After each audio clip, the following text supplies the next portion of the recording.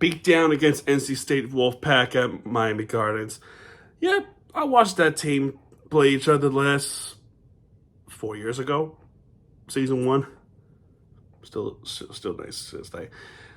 So Hurricanes win 41-7 against the NC State Wolfpack at Miami Gardens.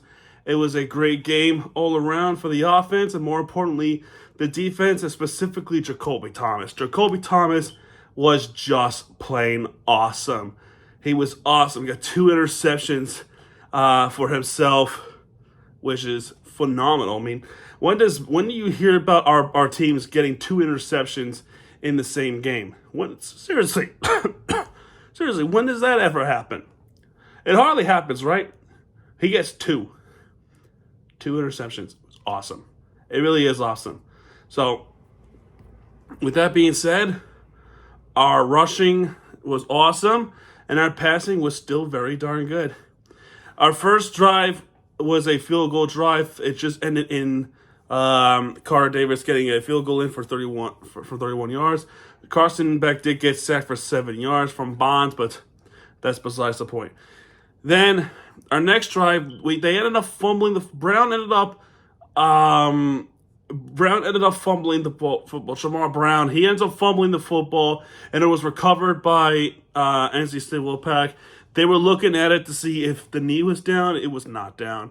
It was not down at all. So, by rule, it is not interception yet. It was a fumble recovered by NC State.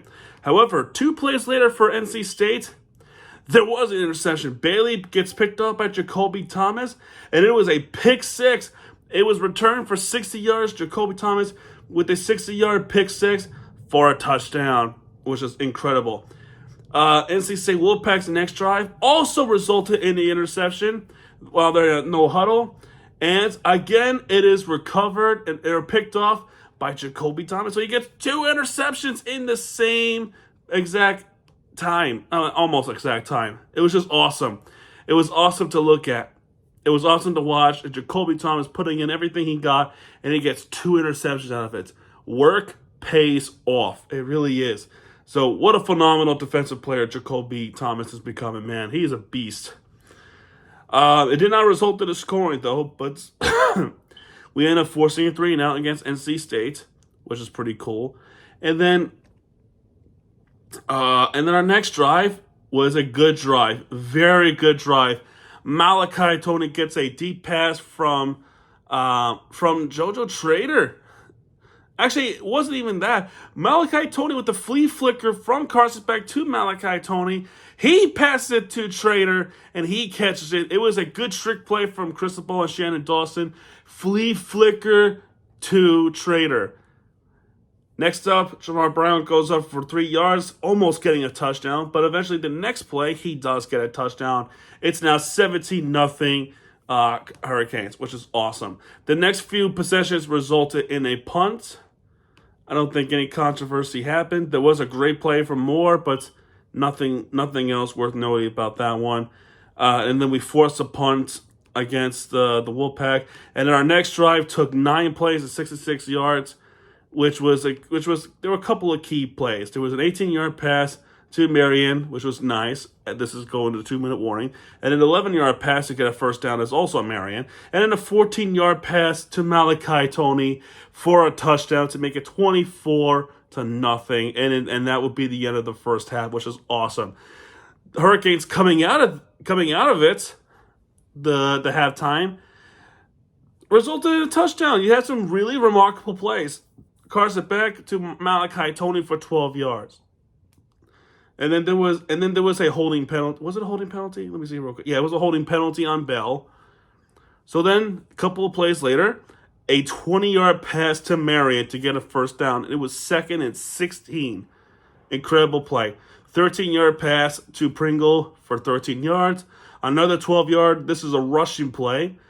And then a great 29-yard pass to Elijah Lofton for a touchdown. They initially ruled it a first down, and then they determined that the runner broke the plane, which means it is a upheld touchdown. They were looking to see that they're looking to see if he even got the score, and they did get the score. They did manage to get the score because they hit the pot, they hit the plane. They did. They initially called it a first down, but then they said it's a touchdown, which is awesome. This is a 31-0 game, and it is a beat down already. They forced a 3-and-out again. NC State's offense just going nowhere, absolutely nowhere. The next drive for the Hurricanes resulted in the field goal, but there were some great plays. A shotgun for Pringle to go up for 12 yards. Another first down, 23-yarder for Pringle, which is awesome. 3-yard rush, 8-yard pass to Upshaw. Then a 17-yard pass. Actually, it's a 17-yard rush from Pringle, which is incredible. And then the penalty. Then there'll be a penalty. There will be a touchdown from Malachi Tony, but then it was nullified for a penalty because of illegal shift. That is bullshit call. Nobody was even moving. There was no shifting. I feel like they were set. I feel like everybody was set right there. And excuse me. I feel like everybody was set there. They said they were not set. They were moving, which is bullshit. It was bullshit. Nobody was moving. They were all set and ready to go. And I can't believe they called that. So we were raw for the touchdown. Malachi Tony was raw for a touchdown, and this resulted in the field goal, which he did make the field goal, but I'm still a little upset about that one. Now we forced a punt again against NC State. There would be a big penalty on the Hurricanes, but thankfully it didn't matter. There was a personal foul penalty against NC State. It was I think it was removing the helmet or some shit like that, and it hit him in the face when our player didn't even have a helmet. So that's a 15-yarder. So there's that. And then we forced the punt. This next drive ends up going towards the fourth quarter, and there was a 32-yard pass from Moore for a first down, 32 yards to start off, and then a 15-yard rush for Pringle. The next one is a shotgun formation. It is a pass to Malachi Tony for 11 yards. He goes out of bounds, and then in a couple of plays there'll be a 15-yarder for Malachi Tony. He gets that touchdown that he deserves, and it will be 41-0 right there. It was awesome. Another 3-and-out force. There was a fumble. There was a fumble from Bailey, but it was recovered by his own teammate Anderson, and there will be a punt. Now the next drive, Emory Williams then comes out to play QB over Carson Beck because it's a blowout. Why would you want to risk injuries? It starts off with the second and 10. There was a 25-yard pass from Emory Williams. Nice pass. Carr gets this for 25 yards. Pretty cool. Another 7-yarder for Carr, which is pretty cool. Then nothing since. Carter Davis with the 42-yarder, he ends up missing it to the left. Great. He ends up missing that field goal to the left, which would have been 44-0, but it ends up being a missed field goal. Finally, NC State does get a touchdown here in this drive. There was a solid play. It was a 28-yarder from passing from Bailey to Scott for 28 yards. Then a few plays later, the 10-yard rush, 10-yard run from Bailey to score a touchdown with NC State Wolfpack. So they would eventually get the score in. They will not get shut out in this game. And that's pretty much it for this one. There wasn't great plays. Some long yards, which you could have taken a knee, but, I don't know. But either way, final score is 41-7 Hurricanes. Hopefully that does something good for us. Let's take a look at the rest of the top 25, right? Let's take a look at the top 25. Utah's beating the crap out of Baylor. Ohio State going to win that one. Georgia's going to win this one. BYU, the game just started. So let's look at the games that did happen. Oklahoma ends up beating Alabama. Oh, my God. An Alabama loss at home? That's something that you hardly hear of, right? Oklahoma ends up beating Alabama, which I think Oklahoma's going to go to the playoffs now. I think that win against Alabama ends up hurting the Hurricanes, in my opinion. I think that ends up hurting the Hurricanes.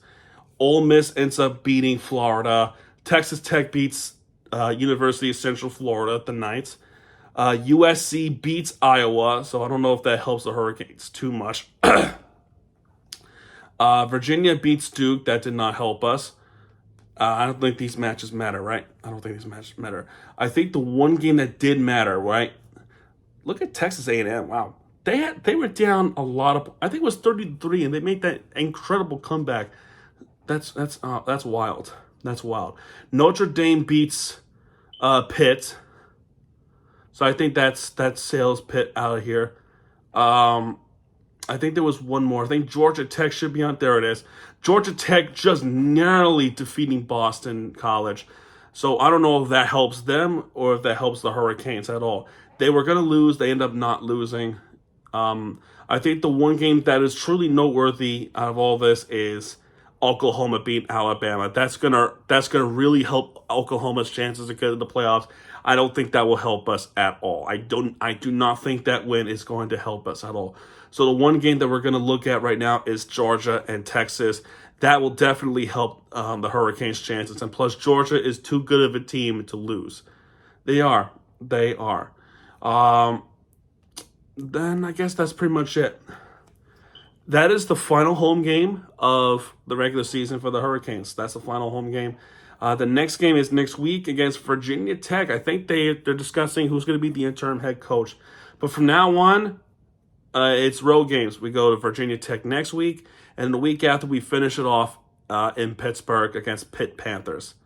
So we'll see what happens with those games, and hopefully we still have a chance to at least make the playoffs. We'll see what happens. Anyway, guys, that's going to do it for this one. If you liked this video, hit the like button, subscribe for content, because Miami TV guys are back. And when you know, people right there with the free entertainment you deserve. This is Miami TV sign off, folks. Everybody, have a good night. Good night.